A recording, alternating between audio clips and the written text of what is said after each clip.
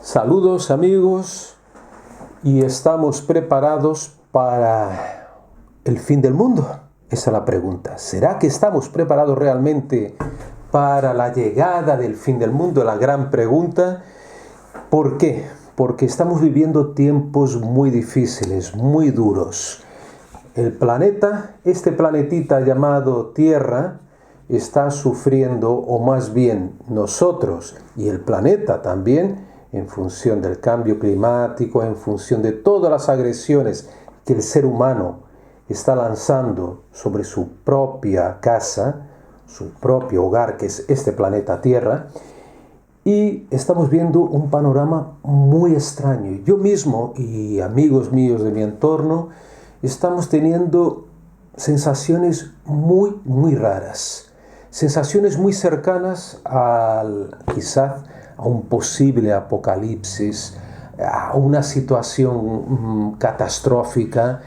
Y ya no digo solo por el COVID, porque el COVID está golpeando muy duro no solo España, también concretamente la ciudad de Madrid, por una serie de problemas que no vienen al caso, desde tipo político hasta de comportamiento de los ciudadanos de esta ciudad, pero también por algo que llegó a principios de este año, creo que entre el día 7 y 8 de enero, que fue el huracán Filomena.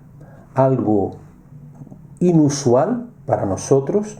Sí que vivimos en Madrid, hemos visto nieve en Madrid muy escasamente y en años, digamos, cada 5, 6, 7 años, pero este año 2021 nos llegó Filomena y nos dejó la ciudad totalmente blanca, cubierta de nieve, esa tempestad de nieve, esa nevada, que cambió también, por algunos momentos nos hizo olvidar, o por lo menos nos provocó, nos creó un paréntesis, digamos, en relación al COVID, porque teníamos otra preocupación que era poder salir de casa, poder caminar, y hubo también alegría, hubo para los niños, adultos, ver la nieve, hacer muñecos de nieve, nos proporcionó algunos momentos de distensión, eso es cierto, pero al mismo tiempo, por otro lado, muchos invernaderos alrededor de la ciudad de Madrid, en la Comunidad de Madrid, acabaron hundidos por el peso de la nieve. Muchos árboles de esta ciudad, que es muy, digamos, una ciudad muy verde, se vieron afectados por el peso también de la nieve, y algunas yo he visto, he fotografiado árboles arrancados de cuajo de sus raíces, por sus raíces. Hemos visto miles y miles de ramas de árboles derribadas por toda la ciudad. Aparte de esto, también hace poco tiempo hace unos días, o antes de ayer, no me acuerdo exactamente, fuimos azotados por una borrasca, un pequeño huracán llamado Gaitán, y esos vientos huracanados pudieron llegar hasta casi 100 kilómetros por hora aquí en Madrid. Yo me desperté, de hecho, por la noche, de madrugada, escuchando un ruido, el ruido del viento, ¿no?, que es tan asustador. Yo me asusté, raramente me asusto, pero este ruido, el silbar de este viento, me hizo despertar, ¿no?, en medio de la noche. Aparte de esto, hubo también una explosión de un edificio que prácticamente entero se derrumbó aquí en Madrid hace unos días. Por suerte, afortunadamente, hubo pocos muertos, mejor hubiera sido no haber ninguno. Y claro, vuelvo a repetir, la gente tiene la sensación de que o el fin del mundo está muy cercano, o que ya estamos en pleno desarrollo de ese fin del mundo, ¿no? Espero que no sea así. De todas formas, os digo una cosa. Yo creo que el fin del mundo realmente existe, y muchas personas lo viven en su día a día, o en momentos específicos de su vida. La pérdida de un pariente, la pérdida de un ser querido o de seres queridos suponen nuestro propio fin del mundo, nuestro propio apocalipsis. Y ya no digo cuando el evento no es solo individual o de un pequeño grupo de personas, cuando ese evento alcanza toda una población, todo un país. Y lo hemos visto el año pasado con Armenia, un país muy caro, muy querido para nosotros, para mí, para Montserrat Llorserra, que también es muy amiga de ese país, y tenemos muy buenos amigos, ¿no? Y amigas en Armenia, como Zara, por ejemplo, Orbelian y otros amigos que nos atendieron muy bien en ese país. Y nosotros vimos, claro, el año pasado una guerra pequeña relativamente, pero digo, no hay guerras grandes o pequeñas para un pueblo como Armenia, que ha sufrido un genocidio a principios del siglo XX, hasta el año 1916, un genocidio perpetrado por Turquía, que dejó, las cifras bailan mucho, a lo mejor 500.000 de muertos o más en Armenia, y ahora tuvo que vivir el año pasado esa guerra con Azerbaiyán, en ese territorio en disputa que es Nagorno-Karabaj. Nosotros estuvimos hace algunos años allí, Monseñor, y vimos un cementerio donde están enterradas las víctimas de guerras precedentes.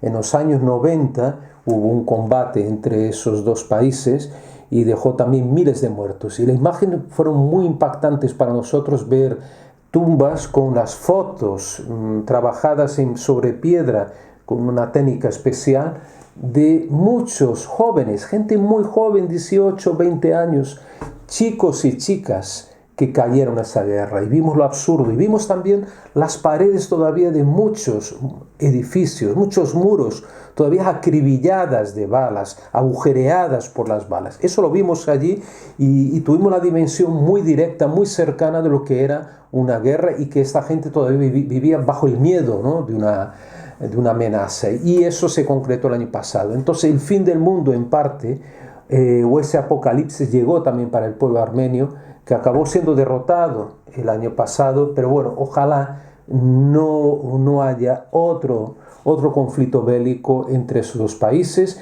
y así se podrán ahorrar tanto uno como otros muchas vidas. Por otro lado, quiero recordar también un fin del mundo que, ese sí, terrible, que vivió el pueblo iraquí en 1991.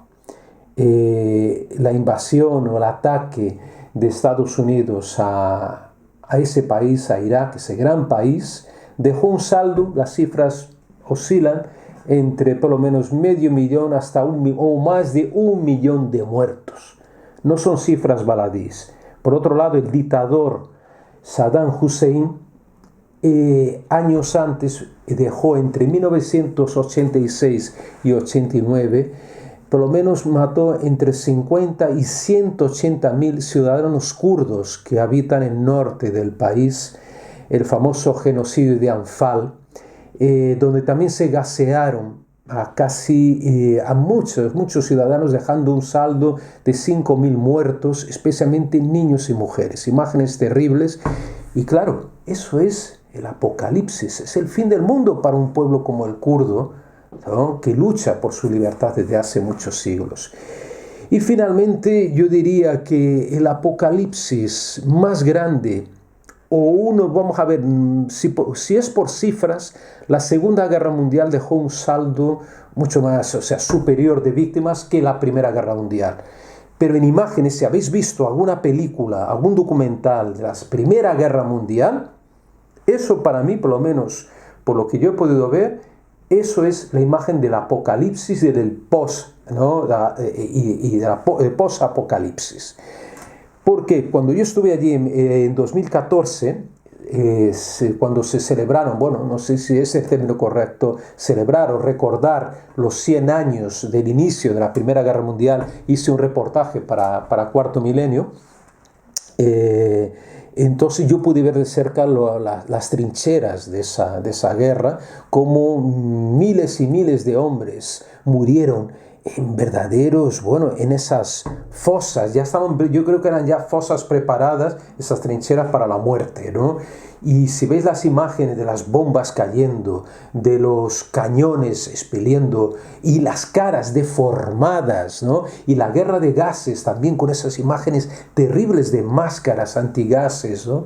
Eso para mí es lo más cercano al Apocalipsis. Entonces hemos vivido a lo largo del siglo XX y a lo largo de este siglo XXI varios fines del mundo, personales y grupales o colectivos, como quieras decir. Y en la Primera Guerra Mundial recuerdo que 10 millones de personas murieron.